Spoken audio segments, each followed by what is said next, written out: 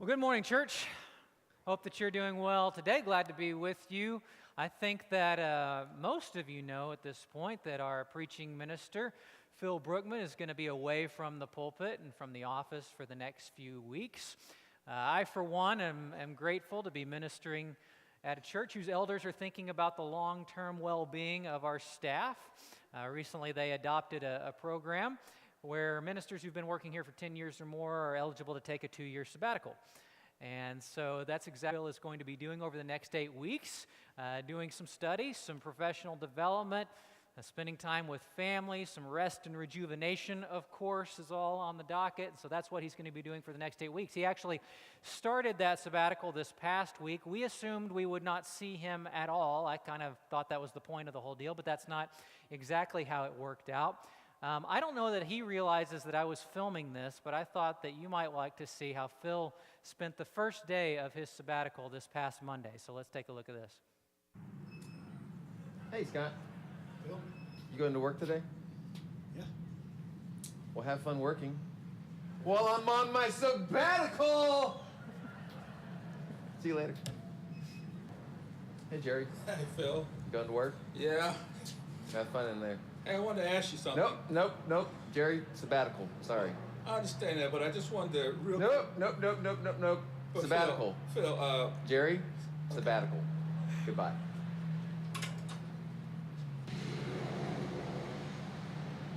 Hey, it's Phil.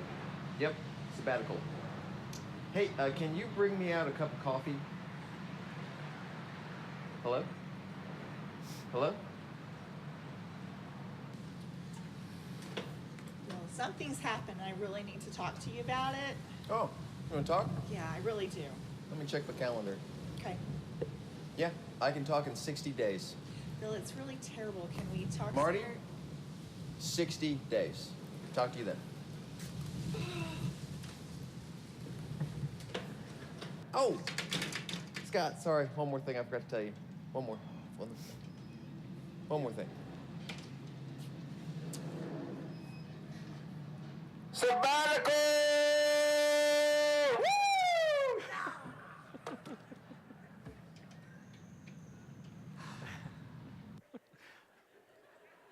So we're looking forward to 8 more weeks of that, the next few weeks. Just a classy man, isn't he?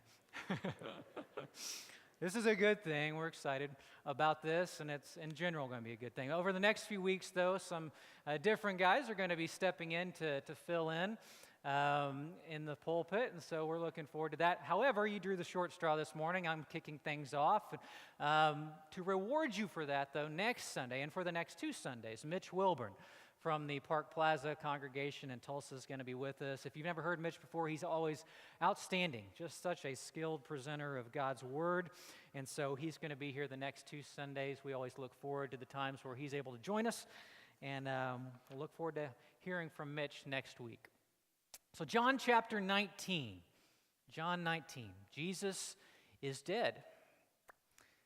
The Roman governor, Pontius Pilate, at the insistence of the Jewish authorities, has handed Jesus over to the Roman soldiers who have nailed him to a cross, and that is where Jesus has died.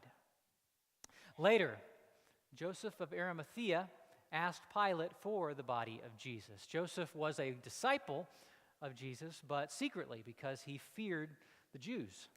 But with Pilate's permission, he came and took the body away, and he was accompanied by Nicodemus, a man who earlier had come and visited Jesus at night. Now, who would you imagine would be taking on the role of tending to the burial of Jesus Christ? If you're going to make a short list of names for that task, who would you put on that list? Jesus' mom? Other relatives? Apostles, probably? Maybe Mary Magdalene either. She's been around a lot. I mean, those are the likely candidates, right? Those are the people that knew Jesus the best, the people that spent the most time with him. Those are the kinds of people that typically take care of these kinds of things. So who are these 2 guys? Why would 2 wealthy men who were part of the very same religious ruling class that just condemned Jesus to death, by the way, so in other words, 2 men with a whole lot to lose, Why would they claim the body of Jesus? Why would they show support for Jesus in a time where it was so obviously dangerous to do so? Why would they spend enough money to give him what pretty much amounted to a royal burial? Why? For two men like this to end up in this position doing this thing, something really unexpected has to have happened in the course of their lives to set them down this path. Something transformational. For the next few weeks, we're going to be looking at this subject of spiritual transformation in a series that we're calling Turning Points. At Memorial Road, our mission statement is as follows: sharing God's love to transform people into fully devoted followers of Christ. You can see it printed on the cover of your bulletin every week. You might have seen it posted or printed in other places here and there. We probably don't say it aloud enough, I don't think. So if you'll indulge me this morning, it's up on the screen, obviously.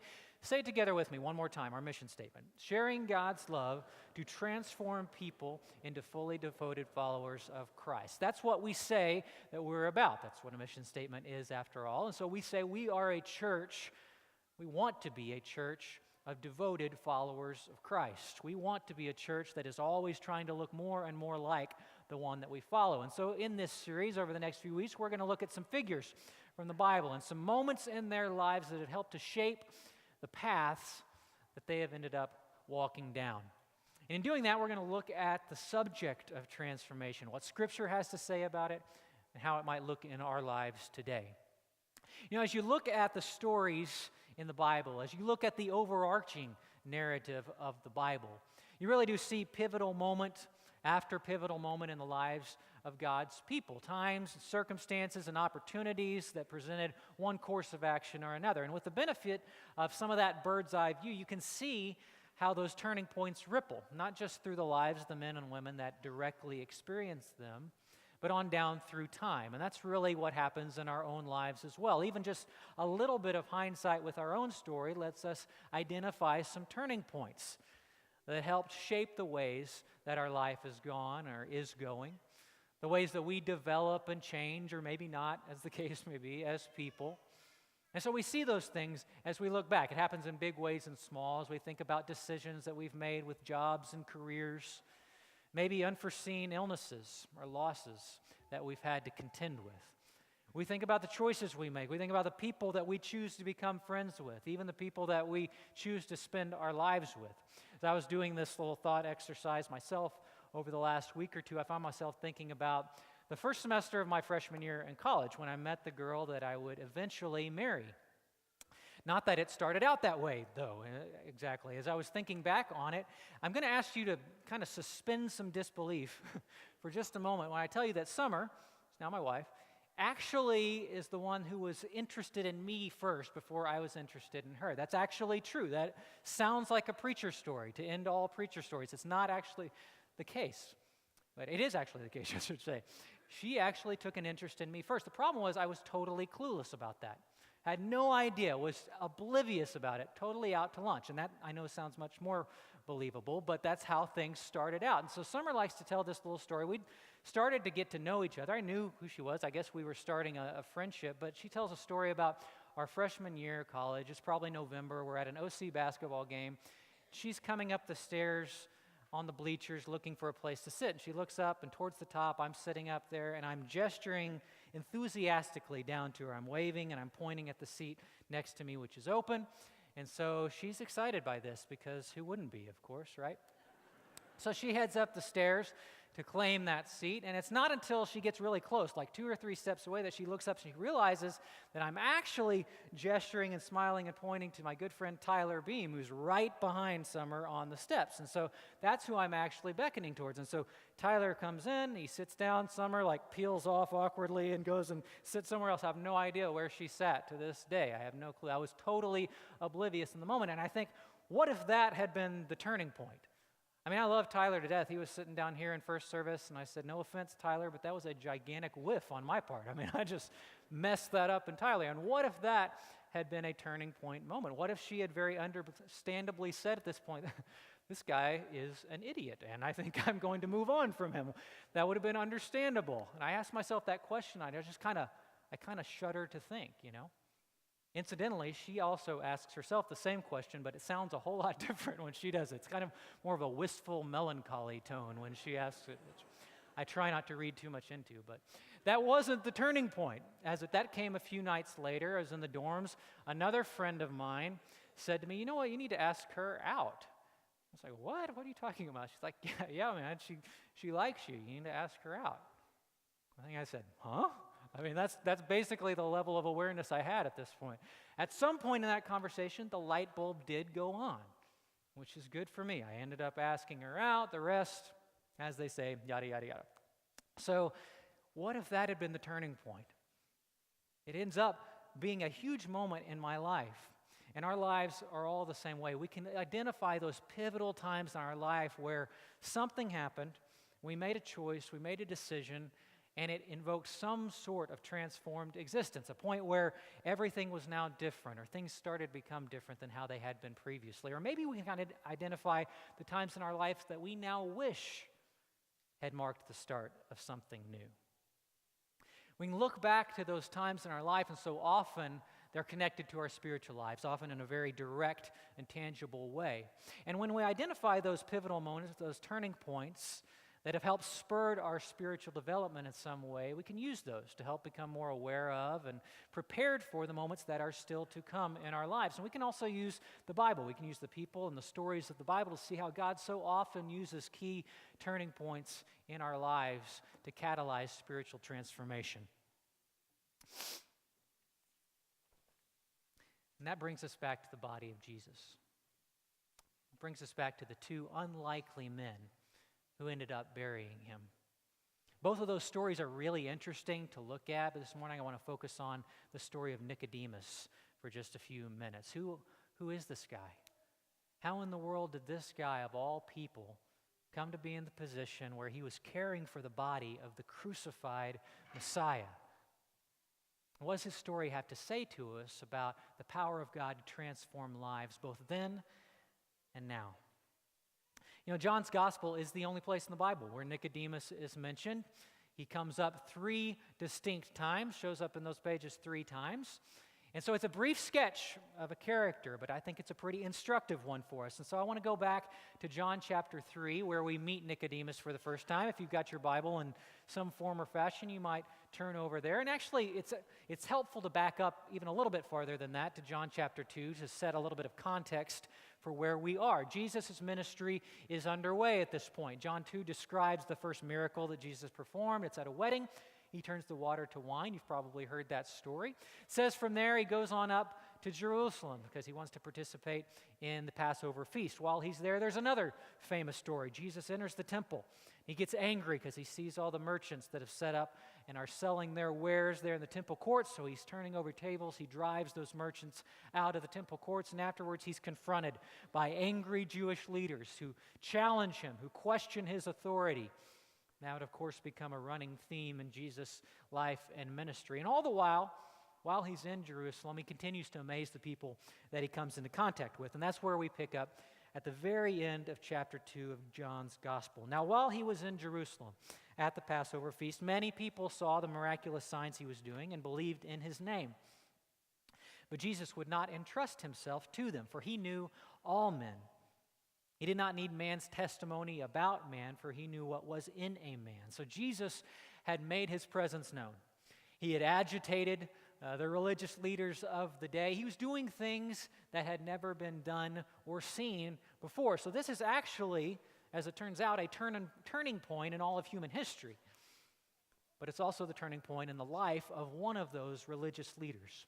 Beginning of chapter 3, there was a man of the Pharisees named Nicodemus, a member of the Jewish ruling council. He came to Jesus at night and said, "Rabbi, we know you are a teacher who has come from God, for no one could perform the miraculous signs you are doing if God were not with him." So it's a very quick introduction to a character, but again, it tells us a lot, actually, about who Nicodemus is and where he's coming from. To begin with, this is a man with a prominent place in his community. He has status and he has position. He has influence in the religious and political circles of his day. Because of that, we know that he has to be extremely well educated. We can surmise that he's probably well off financially, and that is confirmed later on in the book when we read about the burial gifts that he brings to Jesus. But in short, this is a man who is at or very near the top of the heap in the eyes of his society. He has a whole lot going for him. And so he has a whole lot to lose in the eyes of his society as well. And yet he goes to visit Jesus. This is a foolhardy move. It is a foolish move when you look at it through a contemporary lens, because not only is Nicodemus positioned in all of the ways that we just talked about, think about what's going on at this point right now all around him. Nicodemus's peers, his contemporaries, probably his friends, they are none too pleased with recent developments, with everything that has come up with this guy Jesus, who is stirring things up. They're not happy about it at all, and the Pharisees are very well on their way to a hard-earned reputation as the most vocal and staunch and threatening opponents of Jesus' ministry. And the text here gives us a lot of reason to think that all of these things are very much on Nicodemus' mind as well. It points out that he goes to Jesus at night. And there could be a lot of explanations, I guess, for that, but I think, given the context of what we read, the specific ways that the Bible describes this story, I think it's reasonable to assume that while Nicodemus is obviously very interested and intrigued by Jesus, he also doesn't want to invite a lot of scrutiny on himself with this visit. And so he goes to Jesus at night. We know that it's incredibly difficult to see things in one light when all of your peers, all of your friends, all of your companions, the people around you are viewing those same things in a totally different light. That is a really difficult thing to do, and so it's really important to note that Nicodemus goes to see Jesus anyway. In light of everything going on, in light of everything he has to lose, he, and apparently some others, because it says they're not named, but it says we, apparently some others, they refuse to blind themselves to the fact that there's something different. And apparently there's something divine about this Jesus, and so he takes a step forward. And in doing so, he opens himself up to the possibility of transformation. It's a relatable moment in a life that John describes kind of a story arc for Nicodemus across his gospel. And in that story arc, we see some relatable and general truths about what transformation might look like in our own lives. I want to look at that for a few minutes by seeing what the story has to say about what transformation is not. I think the story illustrates that, and it starts right here in this pivotal moment in the life of Nicodemus. The visit that he pays to Jesus and the openness he shows to learning more about what he is seeing. And that's really key. I want to say it one more time because that's where our application comes from in our lives today. The openness that Nicodemus demonstrates in wanting to learn more about what he has been seeing and what he's been hearing helps us to see that, first of all, transformation is not accidental. It's not accidental. It doesn't happen at random. And so Nicodemus reaching out to Jesus feels kind of tentative, maybe, might possibly even be clandestine, but it is certainly proactive. It happens because Nicodemus initiates it, and for no other reason. This might seem like an odd thing to say, that this is a relatable moment. I mentioned that just a moment ago, that I thought that this was something that we could key in on and apply to our own lives. And given the context of the story, maybe that seems unusual. Consider everything that's going on around Nicodemus. These are historic things happening around him. And certainly the kinds of potential repercussions that he faces from making this move and going to visit Jesus aren't the kind of things that we likely have to worry about. All of that's true, and yet it's exactly the tentative, kind of toe-testing nature of the conversation that Nicodemus seeks out with Jesus that helps me draw some parallels in my own life, because I would guess that every one of us could start running through our own life stories and picking out moments in our spiritual lives where we were intrigued enough by something, where we were compelled enough by something to wonder, I wonder if I should pursue that, whatever that happened to be. I wonder if I should get to know that person better. I mean, she seems like she really knows a lot about a true follower of God. I wonder if I should think about that issue in a different way maybe than I've thought about it for all of these years, maybe my entire life. I wonder if I should become a part of that thing, that opportunity that I see. Seems like a good thing to be a part of, whatever that is. We can all review those moments in our lives, and I bet as we do that, we can also identify times where we did respond to those promptings and act on them, and times where we did not.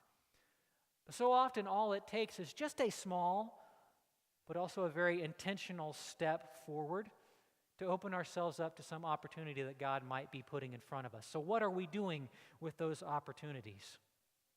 Growth and transformation in anything requires more than us just hoping that it would happen. Otherwise, I would be playing Major League Baseball right now. I mean, that's just what would be going on. And that could still happen, but the window seems to be closing. I'm not going to lie to you at this point. I'm less and less certain of that. But we have to both be open to the possibility of transformation, and we have to take a step towards God in order to do that.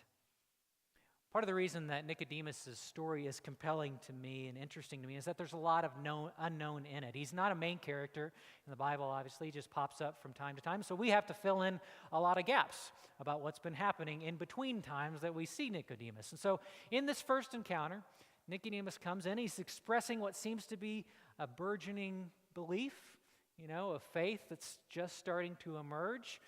Expresses that to Jesus, and Jesus promptly blows his mind. He starts talking about being born again, what he has to do to enter the kingdom of God. And all of this is just flabbergasting to a man who has been totally steeped from birth in Jewish law and Jewish tradition. It just does not compute at all, and he is amazed by it. And Jesus really pushes him. He's really challenging to him. At one point, he says, "You're Israel's teacher, and you don't understand these things?" So he's really direct and kind of hard with Nicodemus. Now, Nicodemus, this is John chapter 3, remember. He gets the most famous Bible verse of all time delivered to him directly from the source. I mean, Nicodemus may very well have been the first guy to hold up a big John 3:16 sign somewhere at a chariot race or something. I don't know, but he gets the message straight from the source.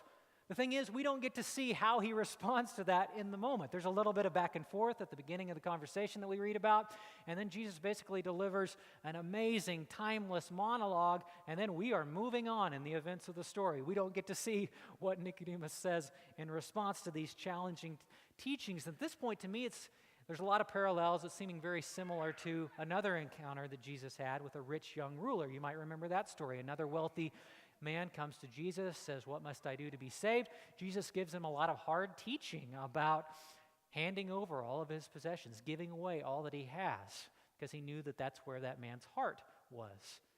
And in that story, it says the man goes away sad, and we never hear about him again. We presume that he isn't able to follow what Jesus has prescribed. And to me, that kind of feels like where we are with Nicodemus right now.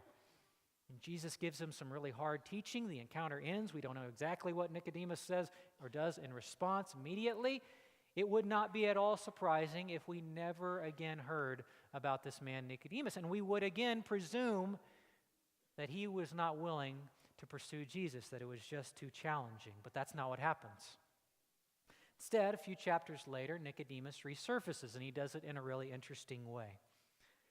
So Jesus is continuing to do miracles. He's continuing to teach revolutionary things to the masses. And as he's doing so, these religious leaders, the Jewish authorities, are getting more and more incensed and more threatened, and thus more and more dangerous by the day. They just flat out want Jesus dead now. They want to kill him. And so John chapter 7 records this story where Jesus has been out teaching, and the religious authorities, the leaders, want him arrested, and it doesn't happen. Finally, the temple guards went back to the chief priests and the Pharisees, who asked them, "Why didn't you bring him in?"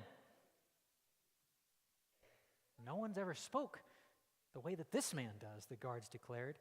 "You mean he's deceived you also?" the Pharisees retorted. "Has any of the rulers or of the Pharisees believed in him?" "No, but this mob that knows nothing of the law, there's a curse on them." So these men, these powerful men, are absolutely livid. They are seeing red at this point. And what's really interesting here is that they very obviously believe that all of themselves, all of the ruling class, are on the same page here. That they are thinking the same things, which is why it's really cool to read the very next part. Nicodemus, who had gone earlier to Jesus and who was one of their own number, asked, "Does our law condemn anyone without first hearing him to find out what he is doing?" That is not what they wanted to hear. That is not the wrench that they wanted thrown in the proceedings. They replied, "Are you from Galilee too? Look into it, and you'll find that a prophet does not come out of Galilee." I mean, this is a great moment. This is a really unheralded, kind of underrated moment of courage from Nicodemus right here, his response to his peers. At the same time, I do think it's one that we can relate to. Can you remember a time in your life where you've had the opportunity to do something or to say something meaningful in a challenging situation? It might have seemed like a small move, but you knew it was momentous for you. You knew that it represented growth for you. I mean, can you think of a moment like that in your life? Maybe you passed up a moment like that in your life, but that's what this is for Nicodemus. And he's showing us a couple more things about transformation. One, transformation is not risk-free. It doesn't come to us without risk. When we open ourselves up, take a step towards God, and we allow Him to do transforming work on us, there is going to be uncertainty, probably even fear about a comfortable place left behind in order to pursue something new, something different. That's just the way it goes. It's going to happen. And the risks of that spiritual change to us, they may seem kind of small. Maybe it's, giving up a little bit of time, or time that used to be spent doing something else now gets spent in prayer or serving in a different way. So maybe the risks are relatively minor, but they could be major as well. Being on the path of transformation may mean that we have to look at ending a relationship. It may mean that we have to put a job in jeopardy. I mean, these are the kinds of things that was going through the mind of the rich young ruler. He knew those full well, and he wasn't willing to take that risk. He wasn't willing to take the risk of his identity and his recognition, his heart being in something other than in wealth and in possessions and in accomplishment. And so his turning point never materialized because he wouldn't allow it to. But with Nicodemus, we see something different. We see a moment of major growth and transformation here when he risks a lot to speak up in an incredibly intense environment. And at the very same time, we also see that transformation is not instantaneous. It doesn't happen all at once. So Nicodemus does speak up, and it's obviously in a way that counters the prevailing mood and sentiment that's going on in this room right at the moment, but it's also not exactly an overt endorsement of Jesus and his ministry at this point either. We don't really know exactly where Nicodemus is in his faith at this point in his story. And that's very relatable too, because transformation is not a magic trick. It is not a weekend project. It is a process. That's what Nicodemus is showing us here. It's a process. It's going to be one that's not linear, certainly not going to be seamless. There's going to be fits and starts to it. Persistence and patience and failure, all of those things are going to be required when we decide that we want to look more and more like Jesus. And no doubt Nicodemus experienced all of those things, but he did speak up. The fact that he spoke up to challenge the mob mentality that we see described in these passages is really, really key. He's on the path of transformation. God is surely working on him. We know that God has to be working on him because consider again where Nicodemus has to have come from. The way that he grew up, the way he was raised, what he was taught, who his friends and companions were, all that he had to lose. When you consider that, it is against very strong odds that he would end up being one of two men providing Jesus Christ with a worshipful burial. And yet that is exactly where we find Nicodemus when we encounter him for a third time in John 19. So starting off, he's come to Jesus at night to tentatively express kind of a burgeoning faith, a burgeoning belief. A little bit later on, he's grown. That he feels confident in speaking up in a room that is obviously rabidly hostile to Jesus, even if it's not yet quite a declaration of allegiance to Jesus at this point. But now Nicodemus has done something in this burial that cannot be interpreted in any other way but support for Jesus. And as a rebuttal to those who recently condemned him to death, his own peers, by the way. He can't hide this Not for long. It can't be kept a secret. And so Nicodemus' transformation, it's been intentional, it's been risky, it's been prolonged, and that's probably the way our own transformation is going to look as well when we decide that we want to try to become more and more like Jesus. And so it is all of those things, but it's also not finished because transformation is not completable.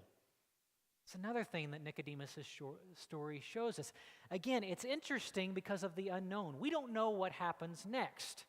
And this is a major moment in the life of Nicodemus, to be sure, this burial that he takes part in. But does it mark another turning point for him? I mean, does a Pharisee go on to kind of renounce his old ways, his old ties? Does he get baptized? Does he become a leader in the early church? I mean, I'd like to think that. It seems certainly possible given the trajectory that we've witnessed to this point, but we don't know. We don't read anything else about Nicodemus from this point forward. But we do know that he's on a path of transformation and that he has more to do. And we know that we have more work to do as well, more work to allow God to do on us. The Apostle Paul is interesting. He's a man whose own transformation seemed, kind of sudden, seemed instantaneous and complete, given the dramatic way in which it got started. But really, if you read Paul, you see that this is a man who very obviously believes that there is always more growth to happen. That there's always more room to become more loving, more joyful, more peaceful, more patient, more kind, more good, more faithful, more gentle, more self-controlled, all of those things. When he says to the Romans in Romans 12, be transformed by the renewing of your mind, that implies a process with no fixed endpoint, something that can and should be revisited time and time again. And that makes me think of a man like Bailey McBride. I don't want to embarrass him today. I think he was in the earlier service, but this is a man I look up to so much. He's helped inform my faith. I know I'm not alone in that. Many times I've told people this about Bailey. One of the things I respect the most about him and want to emulate about Bailey McBride is that he is a person who is always in constant pursuit of personal and intellectual and spiritual growth. Even with all he's done, all of the people he has influenced, the things that he says, the disciplines I know he still practices, show me a man who does not believe that he has arrived as a complete follower of Jesus, and that inspires me. It inspires me to pursue this continual renewal that Paul talks about in Romans. And so as we wrap up on that note, and to go along with that, let me quickly say two other things that transformation is not. One of those, and I think this is a big one, I think this is important to say, transformation is not standardized. It's not standardized. What I mean when I say that is that change and growth does not look just one way. It's not a cookie cutter thing. So that's why this message, this series is really for all of us. It's not just for some of us out in the audience. Wherever you are in your spiritual life today, you can become something more than that. God can move you into something more. And there are some of you that are here today that do need to know that there is another path entirely than the one that you're walking. And you need to hear this also. It's perfectly accessible to you. Might not seem like that. You think about things that you've done in your life, things that have happened to you perhaps in your life, and you think about change and transformation as being almost laughable, not even possible, not even worth entertaining, and yet there is something more for you. There's something more you can become if you open yourself up to it and take a step towards it. But the kicker about that is that that's true for all of us. And I want all of us to hear that as well. There is always something more we can become. I think some of us need to confess today to the arrogance of thinking and maybe even acting like we have arrived as followers of Christ.